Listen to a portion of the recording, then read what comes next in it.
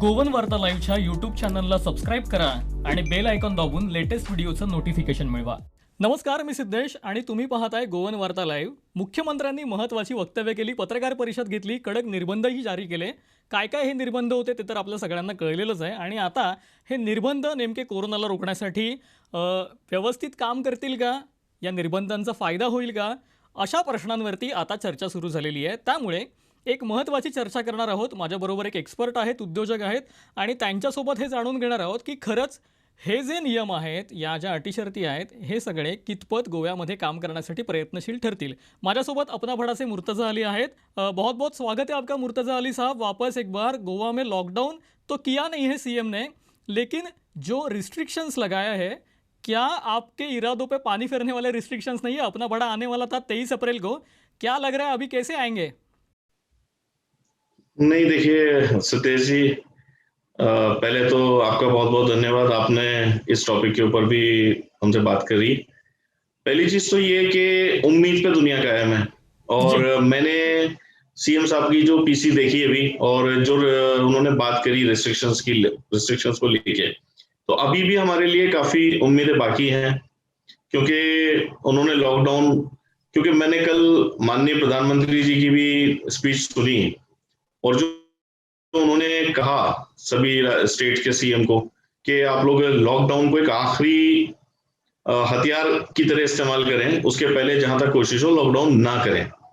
तो सीएम साहब का जो स्टेटमेंट था, मैं उसको उसी तरह से देख रहा हूं कि उन्होंने लॉकडाउन को आखिरी हथियार की तरह बचा के रखा हुआ है और अभी उन्होंने बाकी के रेस्ट्रिक्शंस लगाने की कोशिश करी है। इन सब चीजों के बीच में अपना बड़ा अपनी पूरी तैयारी में है कि हम लोग 23 तारीख को आएंगे। और जहां तक बात है, सबसे बड़ा एक उन्होंने हमारे लिए प्लस पॉइंट बचा के रखा हुआ है कि जी. टूरिस्ट को आने से उन्होंने रोका नहीं है, किसी भी तरह की टूरिस्ट के ऊपर उन्होंने कोई पाबंदी नहीं लगाई है। जी. तो ये हमारे लिए एक अच्छी चीज है। हाँ, एक चीज जरूर ये है कि इस चीज के ऊपर मेहनत थोड़ी सी करनी बाकी है कि आप अगर टूरिस्ट के लिए पाबंदी नहीं रख रहे हैं, तो क्या टूरिस्ट को बुलाने के लिए या टूरिस्ट में विश्वास दिलाने के लिए कि टूरिस्ट इस माहौल में भी गोवा आए और वो गोवा आने के बाद वो खुद सुरक्षित है और उससे गोवा के लोग भी सुरक्षित हैं, इसके ऊपर अगर थोड़ा सा वो इसके ऊपर बात करते तो ज्यादा अच्छा था। जी, इसके ऊपर विस्तार से बात करेंगे, लेकिन सबसे पहला सवाल जो कि क्या 23 तारीख से अपना बड़ा की सर्विस गोवा में शुरू हो जाएगी? जी हाँ, हम भी पूरी तरह से तैयार हैं और हम भी इसी एक प्रेस कॉन्फ्रेंस का हम लोग इंतजार कर रहे थे कि सीएम साहब किस तरह के हमको जो है वो गाइडलाइन देते हैं या क्या गवर्नमेंट की तरफ से रेस्ट्रिक्शंस आते हैं। जी. तो आज जो उन्होंने रेस्ट्रिक्शंस दिए हैं, तो 144 उन्होंने इम्पोज करी है, तो हम एक बड़ा सेरेमनी तो नहीं करेंगे, लेकिन फिर भी एक जो सिंबॉलिक लॉन्च करके हम लोग अपना बड़ा को गोवा में ले आएंगे। जी, बिलकुल. एक महत्त्वाचं वक्तव्य की 23 एप्रिलपासून गोव्यामध्ये अपना बडाची सर्व्हिस सुरू होईलच. मॉविन गुदिनो यांच्याबरोबर टॅक्सी चालकांची जी चर्चा झाली होती मंगळवारी, ती फिसकटली आणि मॉविन गुदिनो यांनी सुद्धा म्हटलं की कधी ना कधीतरी जे जगामध्ये चाललं आहे ते गोव्यामध्ये होणारच कधी ना कधीतरी. त्यामुळे ॲप जे आहेत ते कधी ना कधीतरी येणार गोव्यामध्ये. स्पष्ट संकेत आहेत की अपना बडासुद्धा तयार आहे आणि येत्या काळामध्ये असे अनेक ॲप जे आहेत ते गोव्यामध्ये येण्याची दाट शक्यता वर्तवली जाते. उबेरचं नाव सुरू झालेलंच आहे आणि अपना बडा सज्जच आहे. त्यामुळे ही चर्चा पुढे घेऊन जाऊया. अगला सवाल पूछता हूँ आपसे कि एक एंटरप्रेन्योर के तौर पे आप किस तरीके से देखते हैं जो रिस्ट्रिक्शन, जो पाबंदी लगाई गई है गोवा में, किस हद तक आपको लगता है कि ये फाइनेंशियल जो भी सर्कल रहता है, साइकिल रहता है, वो चलाने के लिए कितनी कोशिश या फिर उसको कितनी मदद रहेगी ये रिस्ट्रिक्शन को देखते हुए? देखिए, ये रेस्ट्रिक्शंस तो गवर्नमेंट ने लगाए हैं सतीश जी, लेकिन अभी इसके ऊपर ब्लूप्रिंट आना बाकी है। जैसे आपने 144 इम्पोज करी है और 144 रेस्ट्रिक्शंस आपने रिलीजियस प्लेसेस के ऊपर लगाई है, पब्लिक प्लेसेस पे लगाई है, लेकिन मार्केट जो वीकली हाट जो लगता है, हाट बाजार जो लगते हैं गांव में, अभी उसके ऊपर डिसीजन कोई आना बाकी है। जी. दूसरी एक चीज है कि गोवा में इलेक्शन है, तो पॉलिटिकली अभी जैसे इलेक्शन होने हैं कई स्टेट्स, कई जो आपके म्युनिसिपल इलेक्शन है, उसके ऊपर अभी जो है वो डिटेल आनी बाकी है कि उसको आप कैसे कंट्रोल करेंगे। तो कहने का मतलब ये है कि अभी इस पे बहुत कुछ कहना, क्योंकि गवर्नमेंट ने ब्लूप्रिंट अभी इसका देना बाकी है। आपने रेस्ट्रिक्शंस तो लगाए हैं, पर वो रेस्ट्रिक्शंस को कंट्रोल कैसे करेंगे और उसके पीछे का पेनल्टीज कैसे आप इम्पोज करेंगे और क्या उसकी पेनल्टीज होंगी।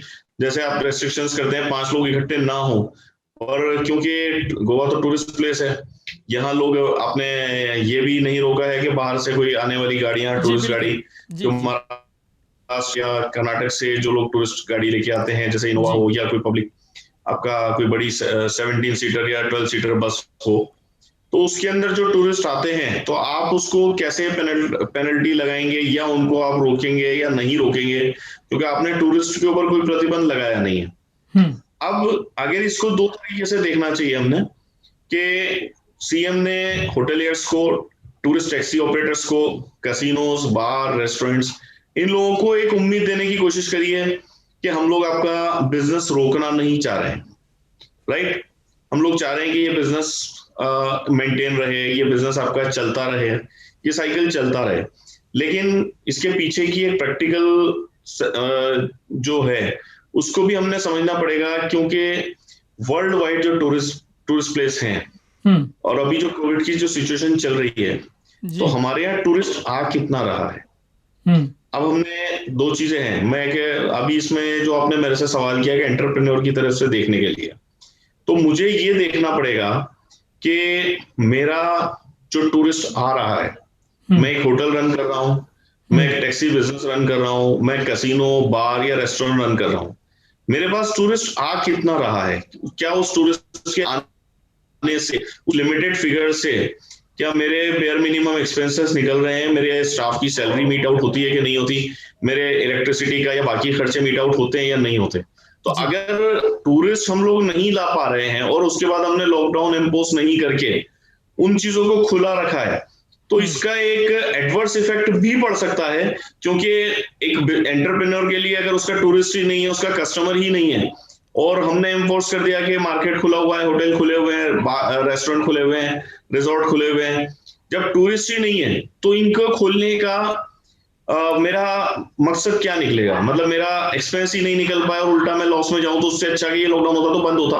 तो ये लॉकडाउन अगर नहीं रखा है गवर्नमेंट ने, तो इसके पीछे का ब्लूप्रिंट देना चाहिए कि ये बिजनेस रन कैसे रहेगा। अगर हम कहते हैं कि टूरिस्ट ने आना चाहिए, तो गवर्नमेंट ने एक ब्लूप्रिंट देना चाहिए कि टूरिस्ट को सेफ्टी कैसे मिलेगी, कि जो है वो आउटसाइड एरिया में या आउटसाइड गोवा हमको अपने माध्यम के ये मैसेज कैसे जाएगा कि गोवा में टूरिस्ट आएगा वो सेफ रहेगा। अभी हम अपने लोगों को सेफ नहीं कर पा रहे हैं। आपके गोवा के अंदर देखें तो आज 1500 पेशेंट निकल के आए। अब गोवा जैसे सिटी के अंदर 1500, एक छोटे से स्टेट के अंदर 15 लाख की पॉपुलेशन के अंदर 1500 पेशेंट निकलना तो एक बड़ा फिगर है। तो अभी ये कुछ चीजों पे क्लैरिटी बाकी है, तो इसलिए एक एंटरप्रेन्योर की तरह कहना तो ये संशय तो भी बाकी है कि लॉकडाउन नहीं करके हम लोग सेफ हैं या लॉकडाउन करके सेफ हैं। अभी ये डिबेट का एक सब्जेक्ट हो गया है, क्योंकि आप फिगर आउट नहीं कर पा रहे कि टूरिस्ट कितना आ पाएगा। जी जी। और एक सवाल है आपसे कि जिस तरीके से हम देख रहे हैं कि बाकी के, मतलब आप दिल्ली से बिलोंग करते हैं, दिल्ली में क्या हाल है ये भी बता दीजिए एक बार। और क्योंकि मनीष सिसोदिया ने कहा था कि ऑक्सीजन की कमी है, लेकिन जो ऑक्सीजन की कमी के बारे में बात हो रही है पूरे देश में, जिस जिस जगह पे पूरी तरीके से जो हेल्थ डिपार्टमेंट और ये जो पूरी यंत्रणा है आरोग्य सुविधा देने वाली, पूरी तरीके से कोलैप्स होने की या तो कगार में है या फिर हो रही है। इस तरीके से हमारे सामने रोज़ आंकड़े आ रहे हैं। जिस तरीके से बुधवार को 2000 से ज़्यादा लोगों की पूरे देश भर में मौतें हुई है, ये बहुत ही चिंता का विषय है। और इसको मद्देनज़र रखते हुए किस तरीके से आप देखते हैं कि क्या सुविधाएं थी जो जिसके ऊपर बात करनी चाहिए, जिसके ऊपर बात होती हुई नहीं दिखी आपको? देखिए, सबसे मेन चीज तो ये था कि जो पूरे 1 साल का एक फिगर था, मतलब सिद्धेश जी अगर मैं बात करूं लास्ट ईयर के लॉकडाउन के पीरियड में मैं जयपुर में था, और हम लोगों ने जो मेहनत करी थी उस टाइम पे, ऐसे इक्विपमेंट मंगाने चाहिए थे जहां पे सेल्फ ऑक्सीजन डेवलप होता है। जैसे घरों के लिए आपके बाइफेब मशीन्स होती हैं, या सेल्फ ऑक्सीजन में डेवलप करने वाली जो छोटी मशीनें होती हैं जिसके अंदर आप 1 लीटर 1.5 लीटर पानी को उसको फिलअप करके रखते हैं और वो उसके अंदर ऑक्सीजन को कन्वर्ट करता है। ऐसे यूनिट्स का प्रोडक्शन अगर होता और वो घरों के लिए सप्लाई होती तो ये ऑक्सीजन के लिए बहुत अच्छा एक सपोर्ट था। क्योंकि जहां तक आपने बात करी है ना ऑक्सीजन की, तो मैं आपकी जानकारी में लाऊं कि इंडिया में जो टोटल ऑक्सीजन का प्रोडक्शन है उसका सिर्फ 30% प्रोडक्शन मेडिकल के यूज में आता था। 70% प्रोडक्शन इंडस्ट्रियल यूज के लिए था, जिसमें बहुत बड़ा यूज आपका स्टील इंडस्ट्री में और पेट्रोलियम में होता था। जी। अभी गवर्नमेंट ने आनन फानन के अंदर जो सेंट्रल गवर्नमेंट ने जो डिसीजन लिया है, एक फास्ट डिसीजन लेके सारा प्रोडक्शन इंडस्ट्रियल प्रोडक्शन को रोक दिया है। जी। और जितना ऑक्सीजन का प्रोडक्शन होगा वो पूरा मेडिकल यूज के लिए देने की कल जो है माननीय प्रधानमंत्री ने बात करी है। और ऑक्सीजन का डिस्ट्रीब्यूशन सेंट्रल गवर्नमेंट के हाथ में आ गया है। जो भी ऑक्सीजन प्लांट जो ऑक्सीजन का प्रोडक्शन कर रहे हैं उनको डायरेक्टली कोई राइट नहीं बचा है कि वो किसी स्टेट को, किसी हॉस्पिटल को, किसी प्राइवेट हॉस्पिटल को या डोमेस्टिक यूज के लिए या इंडस्ट्रियल यूज के लिए आप कोई भी ऑक्सीजन प्लांट डायरेक्टली दे नहीं पाएगा। तो अब इसमें मेरे को नहीं लगता कि आपकी सरकार ने कोई ऐसा ब्लूप्रिंट दिया है कि आप ऑक्सीजन के लिए क्या कर रहे हैं, कैसे गवर्नमेंट के साथ में, सेंट्रल गवर्नमेंट के साथ आपकी लाइजनिंग है कि आपको ऑक्सीजन मैक्सिमम मिले। अच्छा, इस ऑक्सीजन के रोकने से हमें आने वाले टाइम में 2-3 चीजें और इफेक्ट होती दिख रही है कि लार्ज इंडस्ट्रियल जो डेवलपमेंट है, जो जीडीपी का एक बहुत बड़ा पार्ट होता है आपका स्टील इंडस्ट्री और पेट्रोलियम इंडस्ट्री, उसका प्रोडक्शन स्लो होने के बाद हमको एक बड़ा इफेक्ट आफ्टर लॉकडाउन या इस पेंडेमिक के बाद भी देखने को मिल रहा है। तो ये थोड़ी सी कमी रही है। इसके ऊपर कहीं ना कहीं ऐसा इंतजाम होना चाहिए था कि हम लोग ऐसी चीजें डेवलप करने के ऊपर काम करते हमारा मेडिकल सिस्टम। जब अभी हम रिलैक्स पीरियड में थे फ्रॉम जनवरी टू मार्च, मैं अगर पर्टिकुलर गोवा की बात करूं तो बहुत ज्यादा केस नहीं निकल रहे थे और मेडिकल सिस्टम थोड़ा रिलैक्स में था। तो अगर हमने इन सब चीजों के ऊपर ध्यान दिया होता, क्योंकि देखिए डॉक्टर एक दिन के अंदर पैदा नहीं होते। आप बात करें 1500 पेशेंट अगर गोवा के अंदर आज की तारीख में निकले हैं तो कहीं ना कहीं उनको मेडिकल फैसिलिटी तो चाहिए। अब मेडिकल फैसिलिटी देने के लिए अगर पूरा सिस्टम अगर कोविड की तरफ लगता है तो बाकी पेशेंट के लिए तकलीफ हो जाती है। तो सिर्फ ऑक्सीजन नहीं, कई सारी चीजों में भी ब्लूप्रिंट आना बाकी है। और इसका एक बहुत अच्छी चीज थी और बहुत सही एक डिसीजन था कि वैक्सीनेशन सबको लगना चाहिए। आज के सीएम साहब की पीसी के अंदर एक उन्होंने अच्छी फिगर दी कि उन्होंने एक एक्यूरेट फिगर दिया कि 2,64,000 लोगों को वैक्सीनेशन हुआ, 2,54,000 लोगों को, जिसमें से 54,000 पीपल्स को दोनों डोज लग गई है और 2,10,000 लोगों को जो एक डोज लगी है, जैसा उन्होंने बताया। तो ये एक फिगर उन्होंने दिया है, लेकिन इसके आगे क्या करना है, कैसे वैक्सीनेशन है, क्योंकि देखिए मैं तो आपके सामने एक जीता जागता एग्जांपल हूं। मैंने खुद एक एंटरप्रेन्योर की तरह इन सब चीजों को देख के मैंने गवर्नमेंट को ऑफर किया था कि 1 लाख डोज में मेरी तरफ से आपको डोनेट करता हूँ। जी। अभी तक मेरे पास उसका कोई रिप्लाई नहीं है। सीएम ऑफिस से 2 बार तो मेरे पास फोन आया, मैसेज भी आया कि आपको इस पे रिवर्ट हम लोग कर रहे हैं, सीएम साहब के पास फाइल है। अभी सोचिए कि एंटरप्रेन्योर की तरह आप सोचिए कि कल तक ये डोज में अगर डोनेट कर चुका होता तो मेरा इसके ऊपर ऑलमोस्ट 2 करोड़ रुपए का इन्वेस्टमेंट था। आज जैसे ही कल पीएम साहब ने अपने स्पीच के अंदर अनाउंस किया कि जो है इसको वैक्सीन ड्राइव को आपको तेजी से चलाना है, स्टेट को भी इम्पोज किया कि वैक्सीन ड्राइव चलाना है।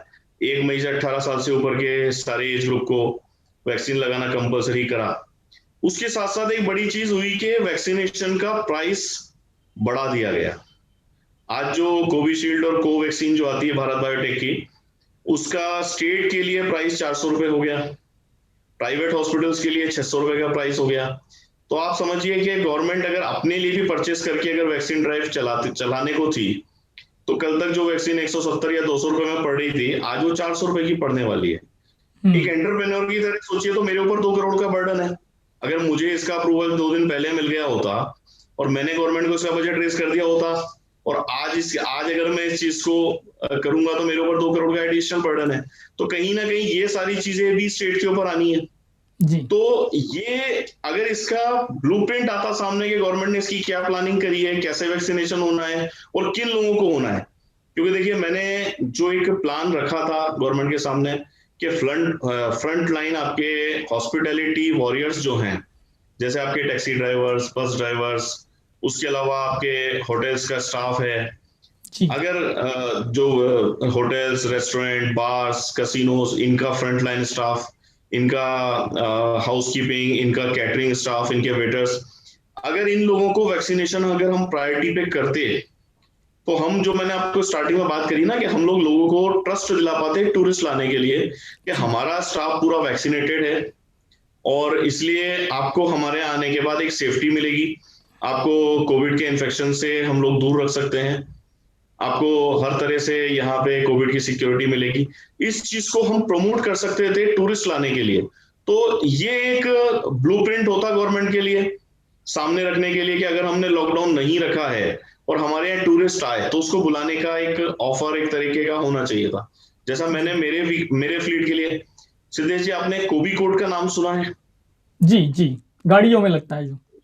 गाड़ियों में नहीं, कोबी कोड सबसे पहले एक स्प्रे आया था जी कोविड के बाद। पूना की एक रिसर्च इंस्टीट्यूट ने इसको डेवलप किया था, जी। और जुलाई के महीने में, हम्म। जुलाई 2020 में राष्ट्रपति भवन में ये कोबी कोट हुआ था। हाँ। ये एक तरह की केमिकल कोटिंग है, जिसके होने के बाद किसी भी सरफेस के ऊपर कोविड का वायरस टिक नहीं सकता था, और इसकी 3 महीने, एक बार स्प्रे होने के बाद 3 महीने का गारंटी कमिटमेंट है कि 3 महीने तक उस सरफेस के ऊपर कोई वायरस टिकेगा नहीं। क्या तो नाम बताया आपने हम इसका? कोबी कोड। कोबी कोट, कोबी कोड। जी, राष्ट्रपति भवन में ये हो चुका है। हम्म। राष्ट्रपति भवन में सैंपल के तौर पर ये जुलाई में हो चुका था।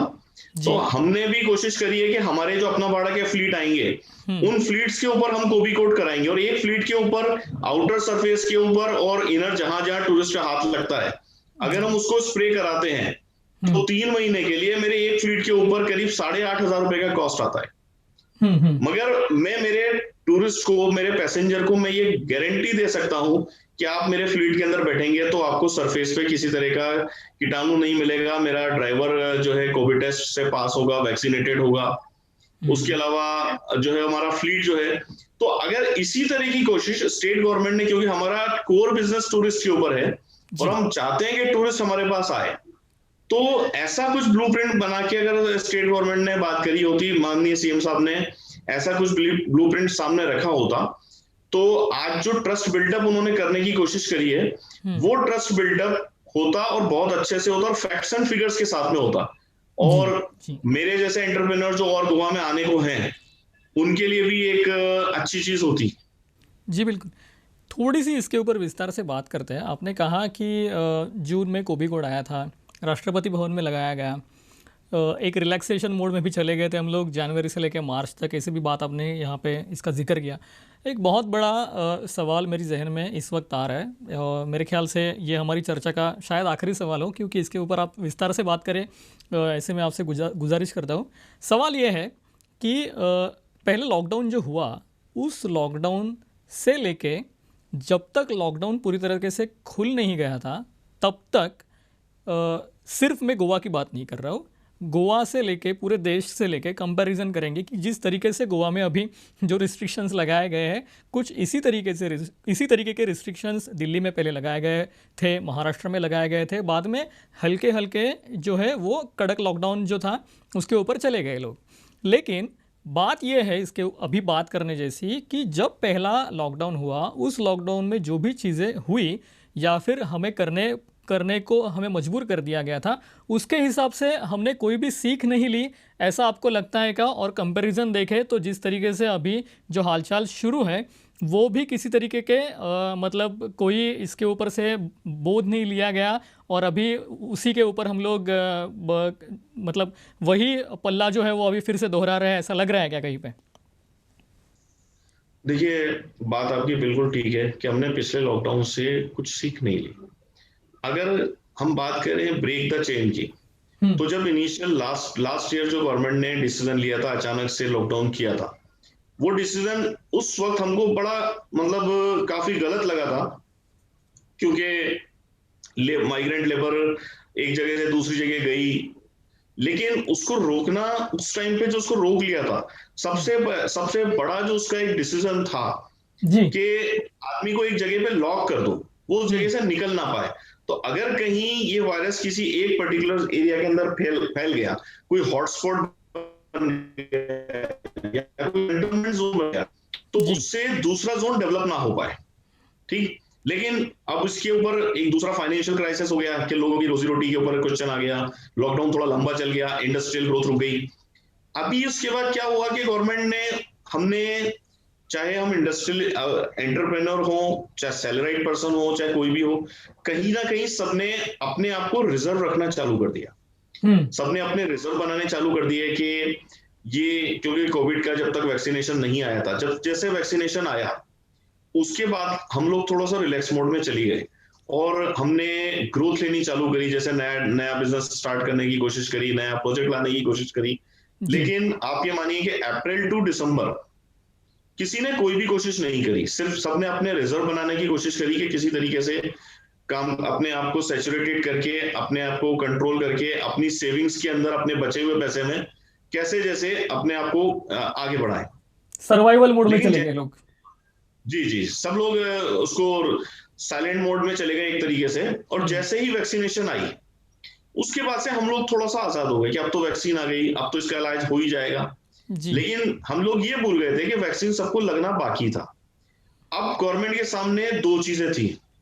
हमें हमें इसको चेन रोकने का तरीका मालूम है कि हम इसको लॉकडाउन करेंगे और लोगों को एक जगह पे रोक देंगे, घर का घर में, मोहल्ले का मोहल्ले में, बिल्डिंग का बिल्डिंग में, आपका सिटी का सिटी में, स्टेट का स्टेट में, तो ये कंटेनमेंट जोन एक ही जगह पे होके रह जाता।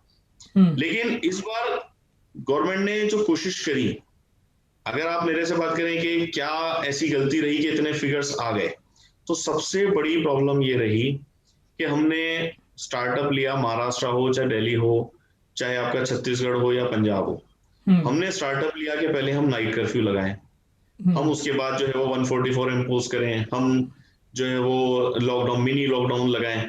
तो उसके अंदर क्या हुआ कि हमारी कोशिश ये थी कि स्टेट की कोशिश ये रही कि किसी तरीके से फाइनेंशियल चीजें ना बिगड़े और लोगों का ट्रस्ट ना हो। लेकिन जो माइग्रेंट लेबर थी उसका विश्वास समझ में आ गया था उसको कि अभी मिनी लॉकडाउन लगा है, कल लॉकडाउन भी लगने वाला है। तो उन्होंने इसका फायदा उठा के कि अभी हम रिलैक्स हैं, हम निकल सकते हैं, तो वो लेबर माइग्रेट हो गई। आप देखिए बॉम्बे का क्या हाल हुआ, किस तरीके से लोग निकल निकल के ट्रेनों में भर के जा रहे हैं। तो अब इसके बाद जब उन्होंने लॉकडाउन लगाया तो उन्होंने अपने अंदर वो चेन को ब्रेक कर लेंगे। लेकिन जो माइग्रेट लेबर वहां से निकल के यूपी या बिहार पहुंच गई, वो तो अपने साथ बीमारी को ले ही गई, उसका तो कोई रोक है ही नहीं। तो ये एक सबसे बड़ा चूक है और इसको हमें इस तरीके से देखना चाहिए कि ये, आप ये समझ लीजिए कि जैसे बुखार आता है तो आप एक पैरासीटामोल की गोली पहले लेते हैं, उसके बाद वो थोड़ी देर के लिए बुखार को रोक देती है, लेकिन जब तक नहीं होता तो एंड में जाके आपको इंजेक्शन भी लेना पड़ेगा और हॉस्पिटलाइज भी होना पड़ेगा। तो जो लॉकडाउन है वो आपका लास्ट स्टेज हॉस्पिटलाइजेशन है, उसको से लोगों ने समझना चाहिए। अब जहां तक मैं गोवा की बात करूं तो गोवा के लोग इंटेलेक्चुअल हैं, थोड़ा सा समझदार हैं, गोवा की गिनती जो है वो पढ़े लिखे स्टेट्स के अंदर आती है। तो अगर इस मिनी लॉकडाउन को, अगर समझ के, और जो सीएम साहब ने रूल इम्पोज करे हैं 144 के 5 लोगों से ज्यादा इकट्ठे नहीं होना, या अपने आप लोग इस चीज को समझ जाएंगे, तो हो सकता है कि गोवा में लॉकडाउन की जरूरत ना पड़े। लेकिन उसके साथ साथ जो एक क्वेश्चन मार्क है, जो चीज मुझे डराती है कि आपने टूरिस्ट को ओपन रखा है और आपने टूरिस्ट के ऊपर कोई कंट्रोल नहीं रखा है। ना तो आपने आरटीपीसीआर टेस्ट की कोई बाउंडेशन रखी है, ना ही आपने किसी और तरीके से कोई बाउंडेशन रखा है, लोग कितनी भी क्वांटिटी में आ सकते हैं, आपने इनवाइट किया है।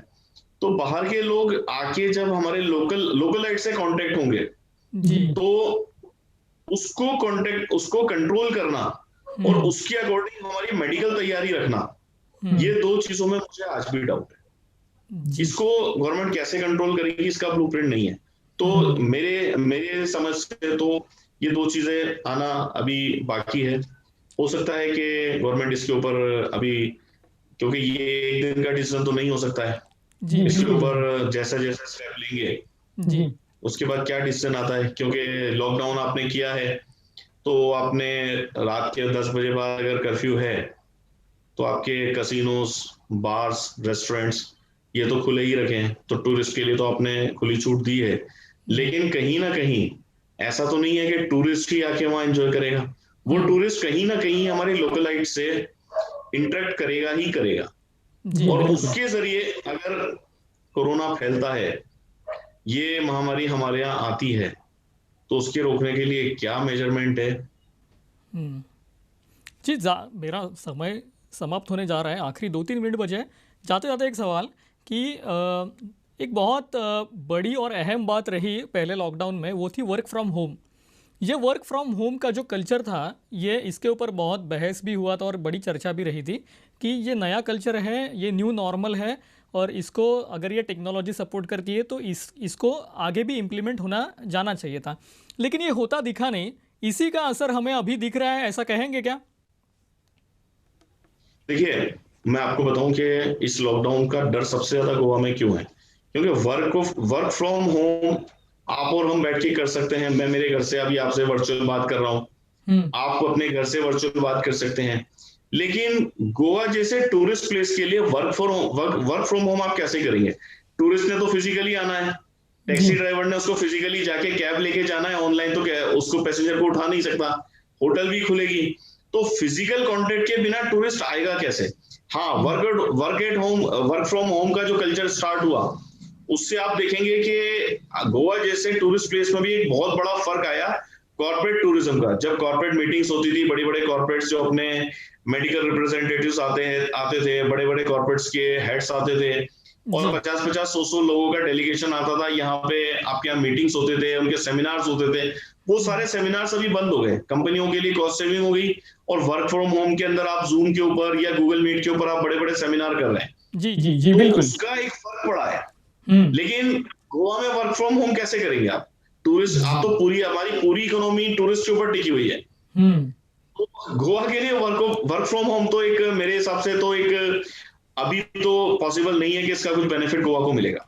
जी बिल्कुल, बहुत बहुत शुक्रिया मुर्तजा अली साहेब, आपने विस्तार से बात की. तर हे होते मुर्तजा अली. एक अत्यंत मूलभूत प्रश्न जाता जाता निर्माण झाला, तो म्हणजे जिथं जिथं पर्यटन आहे तिथं तिथं पर्यटनाला सांभाळून कोरोनाशी मात करत कशा पद्धतीने अर्थचक्र चालवलं जाईल याचा आता नव्याने विचार करण्याची गरज निर्माण झालेली आहे. कोरोना काही जाणार नाही आहे, तो आपल्याबरोबर राहणारच आहे. भविष्यात सुद्धा कोरोनाचे रुग्ण वाढतच जाणार आहे. लोकांची प्रतिकारशक्ती, रोगप्रतिकारशक्ती वाढेल, पण कोरोना असणारच आहे. त्यामुळे लोकांच्या संपर्कात येण्यासाठी किंवा आल्यानंतर नेमकी कशी खबरदारी घ्यायची हे जसं पहिल्या लॉकडाऊनमध्ये आपल्या लक्षात आलं होतं, तशाच पद्धतीचे मेजर्स, तशाच पद्धतीचे नियम आणि तशाच पद्धतीचं आचरण हे येत्या काळामध्ये जिथं जिथं पर्यटन म्हणून राज्य आहेत त्या सगळ्यांना पुन्हा एकदा नव्याने करावं लागणार आहे. कारण पर्यटनावरती ज्यांचं पोट आहे त्यांचा संबंध हा थेट लोकांशी येणार आहे. वर्क फ्रॉम होम त्या ठिकाणी करता येणं शक्य नाही, जसं की मुर्तजा अली सरांनी आपल्याला आता सांगितलं. आणि महत्त्वाच्या गोष्टी की ब्लूप्रिंट या सगळ्या अशा पर्यटनाशी संबंधित गोव्यासारख्या राज्यांना पुन्हा एकदा निर्माण करावी लागणार आहे. त्यांचं पर्यटन सुरू ठेवण्यासाठी लोकांना आश्वस्त करावं लागणार आहे, पर्यटनचा आस्वाद घेण्यासाठी गोव्यामध्ये येण्यासाठी किंवा इतर ठिकाणी जाण्यासाठी सुद्धा. आणि इथल्या लोकांना सुद्धा तितकंच त्यांना तयार करावं लागणार आहे, ते म्हणजे या सगळ्या महामारीमध्ये सुद्धा कशा पद्धतीने इथलं पर्यटन सुरू ठेवण्यासाठी ते काम करू शकतात निर्धास्तपणे आणि बिनदिक्कतपणे. यासाठी आरोग्य यंत्रणा सज्ज ठेवावी लागेल, यासाठी महामारीशी 2 हात करण्यासाठी लागणारी प्रत्येक गोष्ट तयार ठेवावी लागेल. आणि सगळ्यात महत्त्वाची गोष्ट ती म्हणजे लोकांना विश्वासात घ्यावं लागेल. हे विश्वासात घेण्याची गोष्ट कितपत होते ही गोष्ट येत्या काळामध्ये आपल्याला कळेल. 10 दिवसांचे निर्बंध डॉक्टर प्रमोद सावंत सरकारने गोव्यावरती लावलेले. 10 दिवसांच्या निर्बंधानंतर परत कळेल की लॉकडाऊन मिनी लॉकडाऊनचं लॉकडाऊन होतं की पुन्हा सगळ्या गोष्टी ओपन केल्या जातात. त्यामुळे काय होतं ते बघूया. पण अत्यंत महत्त्वाची चर्चा झाली, महत्त्वाच्या विषयांवरती आपण हात घातला आणि त्याच्यावरती आपण उहापोह केला. मुर्तजा अली सर, बहुत बहुत शुक्रिया फिर एक बार कि आपने विस्तार से अपनी बात रखी. बहुत ही संक्षिप्त स्वरूप से आपने बताया कि किस तरीके से देश में क्या माहौल है और गोवा में क्या माहौल है और टूरिज्म सेक्टर को किस तरीके से इसे हँडल करना चाहिए, ट्रीट करना चाहिए. मी सिद्धेश, गोवन वार्ता लाईव्हच्या प्रेक्षकांची इथेच रजा घेतोय. या सगळ्या सविस्तर चर्चेबद्दल तुम्हाला काय वाटलं ते आम्हाला कमेंटमध्ये लिहायला विसरू नका. हा व्हिडिओ आवडला तर शेअर करायला विसरू नका. तुर्तास मी इथेच थांबतो. तुम्ही पाहत रहा गोवन वार्ता लाईव्ह, नातं गोव्याचं, देणं मराठीचं.